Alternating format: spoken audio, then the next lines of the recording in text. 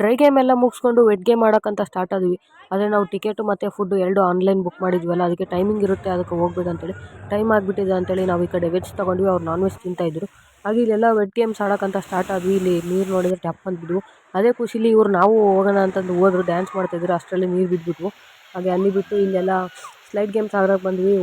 ಅವಳು ಬಂದಳು, ನಾನು ಬಂದೆ. ಆದರೆ ಇವಳು ಮಾತ್ರ ಬರಲೇ ಇಲ್ಲ. ನಿಧಾನಕ್ಕೆ ಬರ್ತಾಯಿದ್ಲು, ಕಾಲು ಹಂಗ ಹಿಂಗ ಇಟ್ಟು ಬರ್ತಾಯಿದ್ಲು. ಕೊನೆಗೂ ಕೆಳಗಡೆ ಬಂದಳು. ಆದರೆ ಅವಣ್ಣ ಏನು ಹೇಳ್ದೆ ನೋಡಿ.